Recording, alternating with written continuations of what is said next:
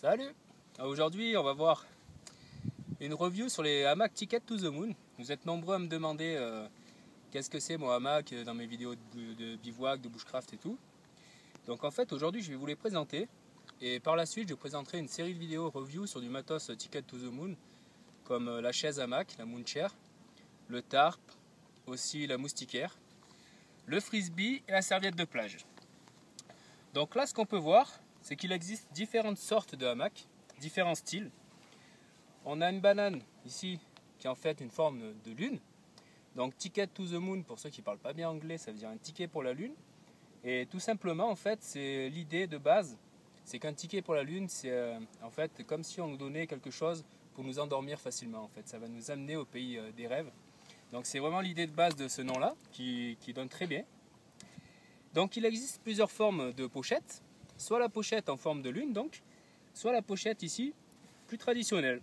Donc chacune des pochettes a ses avantages. Donc la pochette ici plus classique prend peut-être moins de place en hauteur, par contre un peu plus en largeur. Mais par contre il n'y a pas de système d'attache, contrairement à la lune ici, qui a deux systèmes d'attache qu'on peut facilement mettre en banane par exemple, ou alors sur le sac à dos les fixer avec des mousquetons. Donc voilà les deux versions qu'on utilisera le plus pour le camping, le bushcraft et les randonnées. Donc le modèle single, qui est censé être pour une seule personne, c'est un modèle qui pèse 500 grammes. Et le modèle double, qui cette fois est un peu plus grand, qui pèse 600 grammes. Le modèle single a 1,50 m de large, le modèle double 2 mètres.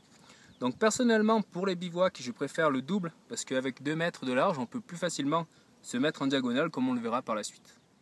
Le hamac simple, légèrement plus léger, est plus approprié aux randonnées par exemple. Ça fera 100 grammes de moins, c'est pas énorme, mais pour ceux qui connaissent les randos, chaque gramme compte. Du coup, ça sera un peu plus intéressant. Au niveau du système de crochet, parce que ça, c'est un peu le truc révolutionnaire de Ticket to the Moon, on va avoir ici un système soit de crochet monté sur de la corde nautique, soit un système avec des mousquetons, toujours monté sur ce système de corde nautique. Donc pour ceux qui ont les crochets, qui voudraient changer, sachez que vous pouvez acheter sur le site tickettothemoon.com les crochets, les mousquetons en plus pour remplacer les crochets. Pour ce qui est de la matière, c'est de la toile de parachute, faite de la soie, qui a plusieurs avantages. Donc le premier, c'est que c'est très résistant. En plus, tous les hamacs Ticket to the Moon ont une triple couture, ce qui fait qu'il n'y a aucun risque que ça casse au niveau des coutures. Ensuite, l'avantage premier de la toile de parachute, c'est aussi qu'elle est respirante, donc on ne va pas transpirer à l'intérieur. Si je viens souffler, là, je sentirai l'air sur ma main. Ça peut aussi se laver très facilement, il suffit de le placer en machine. Moi personnellement, j'enlève les crochets avant, mais bon, je pense que c'est pas obligatoire. Et ensuite, un énorme avantage aussi, c'est que si jamais ça prend l'eau, il suffit de le laisser un peu à l'air, en très peu de temps, ça va sécher rapidement. Et en plus, comme le fait remarquer Jean qui est avec moi et qui me filme aujourd'hui, c'est une toile de parachute, du coup, je peux toujours sauter dans le vide. Logiquement, ça devrait m'aider, à moins qu'ils disent ça pour se passer de moi. Un autre avantage, c'est que n'importe quelle forme de poche que ce soit, elle restera attachée au hamac, donc ici ou là. Et ça a plusieurs intérêts. Donc le premier, c'est évidemment de ne pas perdre la poche. Ça fait un peu comme un kawaii, on va le replier à l'intérieur. Et le deuxième intérêt, c'est que ça nous laisse une poche. Par exemple, moi j'y mets assez souvent mon portable dedans, quand je dors à l'intérieur. Et une chose que j'adore, c'est le petit message Made in Utopia for Dreamers Worldwide, ce qui veut dire fabriqué en utopie pour les rêveurs du monde entier. Donc je trouve vraiment ça génial. Et ensuite en dessous, doit être traité avec respect. Donc c'est vraiment ce qu'on fait. Ça le mérite. Pour la petite histoire sur la société, en fait, ce que je trouve assez sympa, c'est que c'est un Français, Charlie, qui a lancé le hamac parachute comme ça en 1996, en Indonésie en fait. Et le truc que je trouve assez sympa, c'est que ça a l'air relativement familial. Et c'est une entreprise en fait qui aide les locaux. Donc par exemple, ils ont droit à une retraite, il n'y a pas de travail des enfants. Tout est fait vraiment dans les normes. Et il y a 16% des revenus de Ticket to the Moon qui sont reversés à des fondations du pays pour les aider au niveau de l'eau, etc. Donc je trouve ça vraiment pas mal.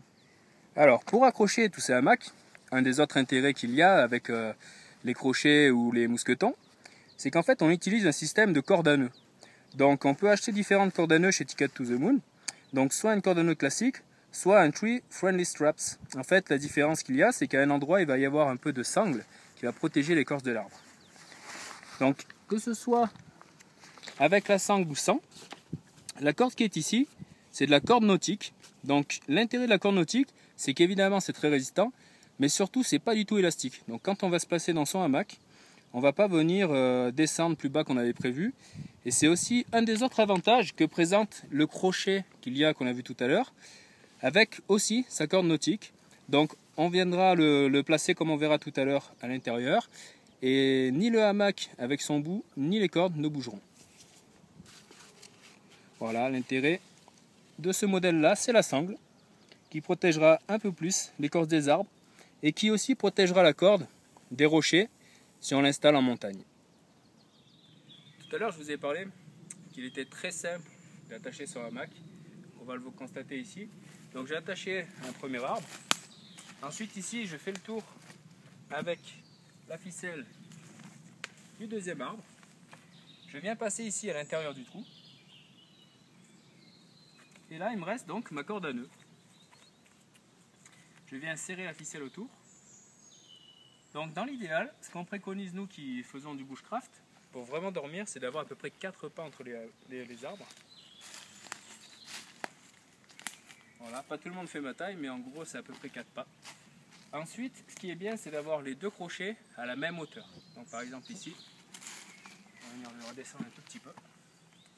Et le gros avantage qu'il y a dans ces hamacs, c'est qu'on va pouvoir l'installer très rapidement et surtout le régler très facilement. Donc ici, on verra tout à l'heure pour le plier, on se débrouille pour avoir les crochets. On vient placer un crochet dans une boucle. Et là en fait le hamac va se déplier tout seul. Et on n'a plus qu'à faire pareil de l'autre côté.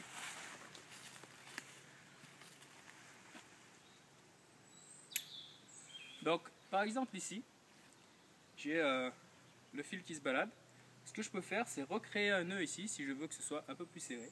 La corde à nœud est livrée avec quelques nœuds, mais on peut toujours en rajouter infiniment. Voilà, le montage du hamac est terminé. Il faut voir à peu près la hauteur des deux mousquetons.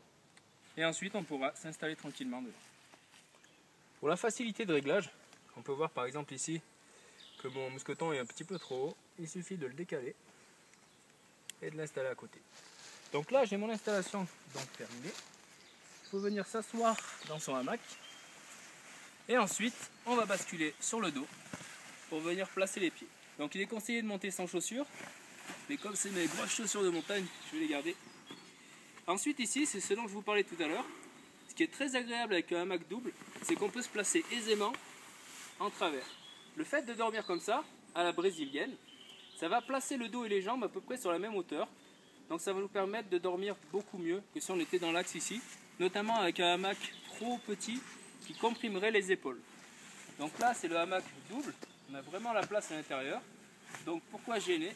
On vient prendre sa position. Sur le site tickettothemoon.com, on peut également créer son propre hamac, créer ses coloris. Par exemple ici, moi j'ai choisi un hamac bicolore. Donc il y a la partie d'en haut qui est d'une couleur, la partie d'en bas d'une autre. Ou alors ici j'ai choisi un coloris camo complet. Donc il y a à peu près 400 combinaisons possibles sur le site. Donc sur le site tickettothemoon.com, on peut trouver absolument toutes ces possibilités. On choisit également si on a la forme de lune ou la pochette traditionnelle, ce qu'on ne peut pas faire sur les autres sites. Au niveau des tailles disponibles, on a le baby, le compact, le single, le double, le king size et le mammoth. Donc le mammoth il est monstrueux avec 1,6 kg et il fait 3 mètres de large. Autrement, dans le hamac qu'on a vu tout à l'heure, le single et le double, ils font au total 3,20 m de longueur et il y a 150 cm donc pour le simple, 200 cm sur le double. Et tous les hamacs résistent à 200 kg.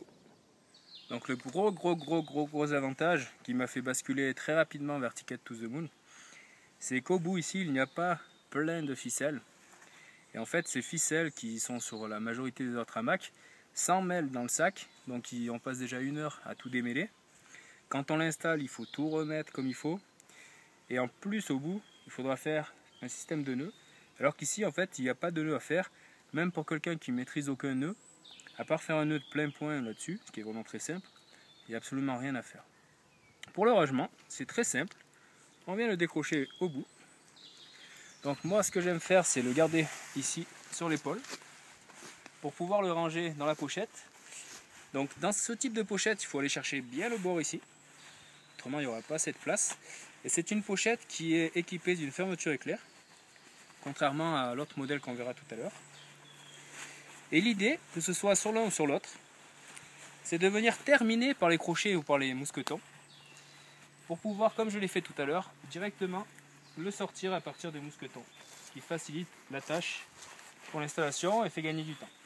Donc ici, je termine par mon crochet, je fais l'inverse, je reprends sur mon épaule, j'enlève et j'ai plus qu'à ranger. Donc vous allez voir encore une fois que c'est très rapide, même avec ce système de crochet. Et en fait ça peut être très utile pour nous qui sommes quand même à l'extérieur. Si jamais on doit se faire un abri assez rapidement, je passe mon crochet, je tire, j'attrape mon autre crochet, je tire, aucun nœud à faire, je le place directement et mon installation est terminée.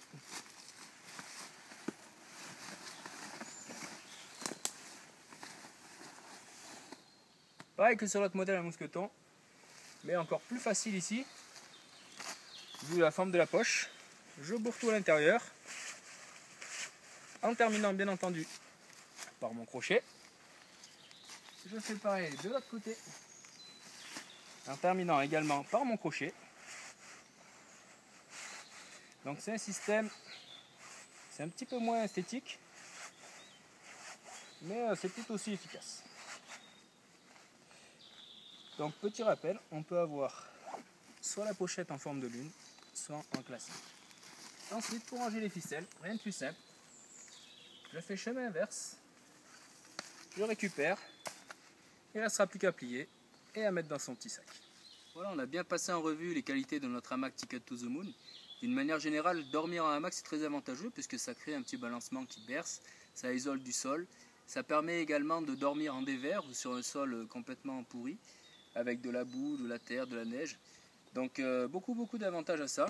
La seule chose que je vous conseillerais pour nous qui dormons en montagne, c'est de mettre une couche d'isolant au fond du hamac. Donc nous on se sert simplement d'un tapis de sol, parce que c'est le dos qui est le plus sensible au froid dans le hamac. Voilà, pour les prochaines vidéos, on regardera ensemble le tarp, Ticket to the Moon, la moustiquaire et bien d'autres produits, voir un peu leurs avantages également. Donc je remercie Jean, mon ami qui a filmé la vidéo, et Jean de Ticket to the Moon pour le matériel. Merci et à bientôt.